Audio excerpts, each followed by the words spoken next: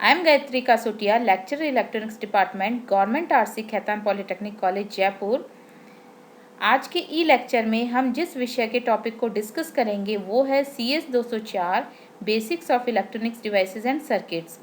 इसमें हमारी यूनिट है first semiconductor and PN junction, जिसमें हमने 2 पार्ट डिस्कस किए हुए हैं, पार्ट 1 एंड पार्ट 2। अब उसका जो नेक्स्ट पार्ट है वो है part 3, that is hall effect. Hall effect की डिस्कवरी कब हुई थी ये हम देखते हैं। The hall effect was discovered in 1879 bye Edwin Herbert hall while working on his doctoral degree at the Johns Hopkins University in Baltimore, Maryland, USA। जो hall effect है उसकी डिस्कवरी एडविन एच हॉल ने करी थी 1879 में, जब वो Johns Hopkin university में डॉक्टरल डिग्री कर रहे थे। इसके कई सालों बाद इसी पे दोबारा काम हुआ तो क्वांटम हॉल इफेक्ट डिस्कवर हुआ था 1975 में। अब हॉल इफेक्ट बेसिकली होता क्या है वो हम देखते हैं। तो इसकी डेफिनेशन देखें। व्हाइल ए स्पेसिमेन मेटल और semiconductor is placed in A transverse magnetic field और a direct current pass through it, then an electric field is induced across its edges in the perpendicular direction of current as well as magnetic field.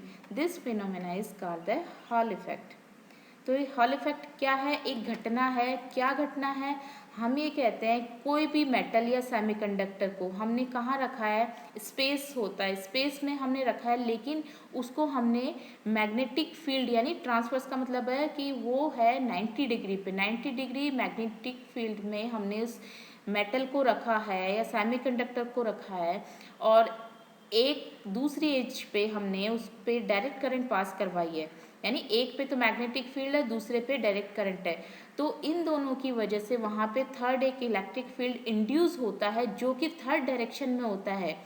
और third direction होती है तो हम ये कहते हैं कि तीनों चीज़ें आपस में परपेंडिकुलर हो गई है, current as well as magnetic field. तो जब ये इलेक्ट्रिक फील्ड का प्रोडक्शन हो रहा है due to the electric current and magnetic field, तो ये जो फिनोमिना है ये कहलाता है हॉल इफेक्ट।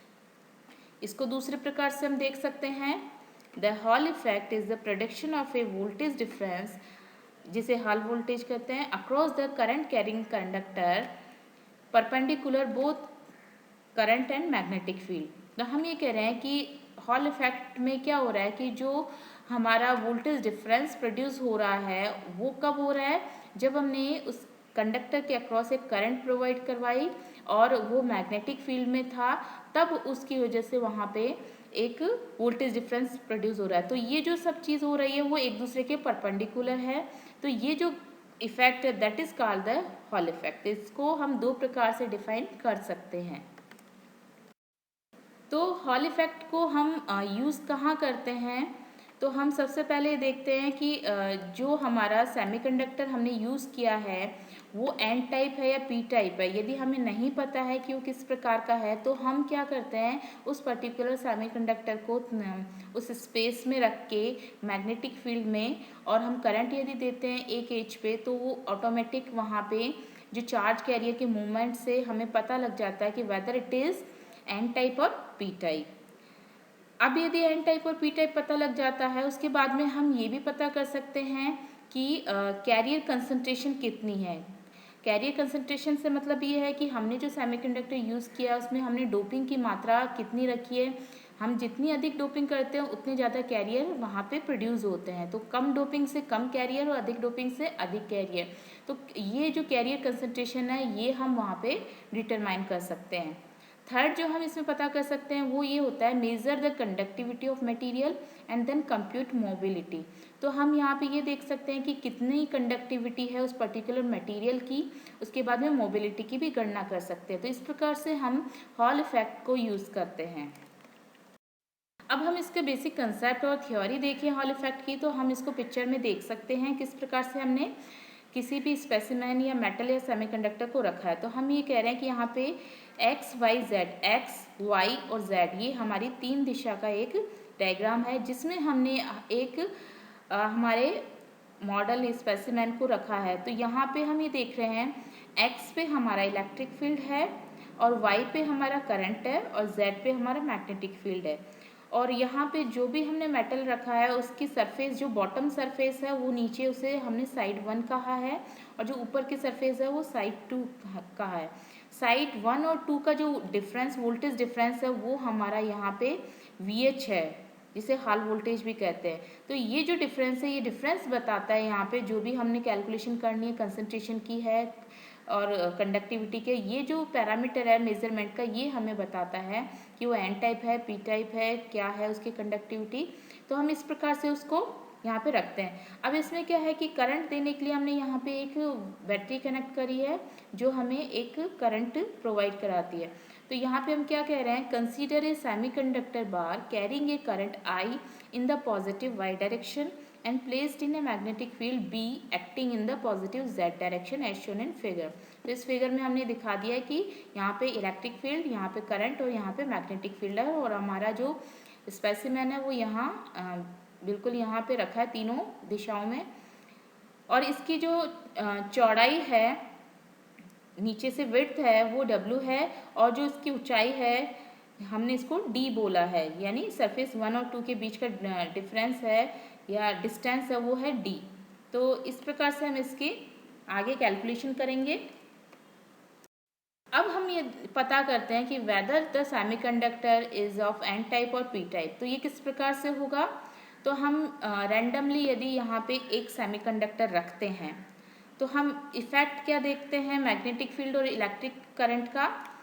हम ये देखते हैं कि जैसे हमने सेमीकंडक्टर रखा तो क्या होता है, now a force is exerted the charge carrier in the negative Y direction if the semiconductor is of n type so that the current is carried by the electron. These electron will force downward side 1 and side 1 becomes negatively charged with respect to side 2। तो हम यदि ये हम मानते हैं ये semiconductor n type का है तो क्या होगा, यहाँ पे जो ऊपर से या साइड 2 से एक फोर्स लगेगा जिसकी वजह से जितने भी इलेक्ट्रॉन है वो सारे के सारे साइड 1 पे आ जाएंगे। तो यहाँ पे साइड 1 जो हो जाएगी वो नेगेटिवली चार्ज हो जाएगी बॉटम सरफेस और ऊपर वाली पॉजिटिवली चार्ज हो जाएगी। तो जो कैरियर्स है वो इलेक्ट्रॉन्स है, फ्री इलेक्ट्रॉन्स है और फ्री इलेक्ट्रॉन्स होने की वजह से हम ये मान रहे हैं कि ये सेमीकंडक्टर एन टाइप का है। तो ये एन टाइप सेमीकंडक्टर का हमने पता लगाया है। अब यदि वो पी टाइप है तो क्या होगा, अब जो हमने देखा कि वहाँ पे एक साइड में साइड 1 पे तो बहुत सारे नेगेटिव आयंस आ गए, नेगेटिव इलेक्ट्रॉन्स आ गए और ऊपर की तरफ पॉजिटिव आ गया। तो पॉजिटिव और नेगेटिव जब दोनों आ गए तो उनके बीच का वोल्टेज डिफरेंस क्रिएट हो गया, पोटेंशियल डिफरेंस क्रिएट हो गया। तो हम यहाँ पे कह रहे हैं दस the potential difference is called the hall voltage developed between the surface 1 and 2। The polarity of Hall voltage enables us to determine whether semiconductor specimen is N type or P type। अब हमने जो यदि हम measure कर रहे हैं वहाँ पे किसी मीटर में, तो मीटर में माइनस और प्लस की दिशा ये शो करेगी कि वो जो हमारा सेमीकंडक्टर है वो N है या P, क्योंकि ये ऊपर प्लस है नीचे माइनस है तो उसके अकॉर्डिंग हम यहाँ कनेक्ट जो मीटर लगाते हैं उससे पता लग जाता है। In case of p-type semiconductor, side 1 will become positively charged with respect to side 2। अभी जो पिक्चर है ये है p-type semiconductor की। तो फोर्स वही है कि ऊपर से साइड 2 से फोर्स लगता है और सारे कैरियर नीचे की तरफ इकट्ठे हो जाते हैं। यहाँ पे चूंकि p टाइप में मेजोरिटी में होल्स है तो सारे के सारे होल्स बॉटम में आ जाते हैं या साइड 1 पे आ जाते हैं। तो नीचे की जो सतह है वो पॉजिटिवली चार्ज हो जाती है और यहाँ पे होल्स यहाँ इकट्ठे हो रहे हैं और ऊपर की सतह क्या हो जाएगी, नेगेटिवली चार्ज। जब हम इसको यहाँ डिफरेंस को देखेंगे तो ये वाला जो है हमें बताएगा पॉजिटिव आउटपुट, तो ये हो जाएगा पी टाइप सेमीकंडक्टर। तो इस प्रकार से एन टाइप और पी टाइप सेमीकंडक्टर का हम पता कर सकते हैं। अब हम यदि इसमें हॉल वोल्टेज और हॉल कोएफिशिएंट की कैलकुलेशन करते हैं तो इसके लिए हम ये मानते हैं जब हॉल इफेक्ट हुआ है उस समय इक्विलिब्रियम स्टेट है, इलेक्ट्रिक फील्ड और मैग्नेटिक फील्ड एक दूसरे के इक्विलिब्रियम है, तब हम इसकी कैलकुलेशन करते हैं। तो हम in the equilibrium state the electric field intensity E है due to Hall effect must exert a force on the charge carrier which just balances the magnetic force. तो इक्विलिब्रियम कंडीशन में जो फोर्स है electric field और magnetic field वो आपस में बराबर हो जाता है। तो जो इलेक्ट्रिक फील्ड है वो होता है ई कैपिटल ई, और जो मैग्नेटिक फील्ड होता है बी ई वी। तो यहाँ पे ई क्या है, ई है magnitude of the charge on the electron और होल्स, और वी क्या है यहाँ पे ड्रिफ्ट वेलोसिटी, क्योंकि मूव कर रहे हैं तो वो वेलोसिटी ड्रिफ्ट वेलोसिटी है, और बी हमारा मैग्नेटिक फील्ड है, ई इलेक्ट्रिक फील्ड है इंटेंसिटी। अब हम ये कह रहे हैं कि जो इलेक्ट्रिक फील्ड है वो क्या है, इलेक्ट्रिक फील्ड होता है वोल्टेज पे डिपेंड करता है, तो वोल्टेज और जो हमारी डिस्टेंस है उस पर डिपेंड कर रहा है, तो E is equal to V H upon D है यहाँ पे। अब हम इस पैरामीटर को यदि पुट करते हैं हमारे, तो हमारी जो हॉल वोल्टेज है वो हॉल वोल्टेज क्या हो जाती है, ED हो जाती है, और ऊपर से हमने यहाँ पे जो E की वैल्यू है वो यदि निकालते हैं तो यहाँ पे हो जाता है E की वैल्यू BV, तो हम यहाँ पे BVD यहाँ पे लिख सकते हैं फ्रॉम द इक्वेशन 1। तो D is the distance between surface 1 and 2 and VH is the hall voltage, ये हमें पता है। अब हम देखिए करंट डेंसिटी किस प्रकार से दी जाती है, तो इसके लिए हम देखते हैं J करंट डेंसिटी को डिनोट करते हैं, J is equal to I upon A। Current पर एरिया में कितनी फ्लो हो रही है that is called the current density, तो this is denoted by I upon A। A है एरिया, एरिया है चौड़ाई और ऊंचाई से हमने देखा है W और D से, तो I अपॉन WD ये हमारा करंट डेंसिटी का फॉर्मूला हो गया। इसको हम थोड़ा और मॉडिफाई करके लिख सकते हैं रो V।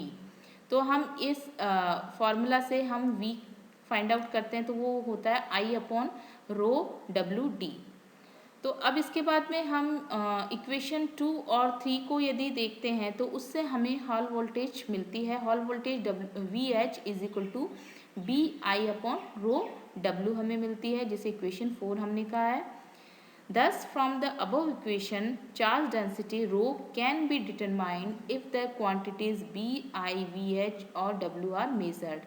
हम यदि चार्ज डेंसिटी रो निकालना चाहते हैं, यदि हमारे पास BI, VH और W यदि हमें मिल रहे हैं तो हम चार्ज डेंसिटी फाइंड आउट कर सकते हैं। इसी प्रकार से हम हॉल कोफिशिएंट जिसे RH से डिनोट करते हैं उसको हम डिफाइन करते हैं RH is equal to 1 upon row.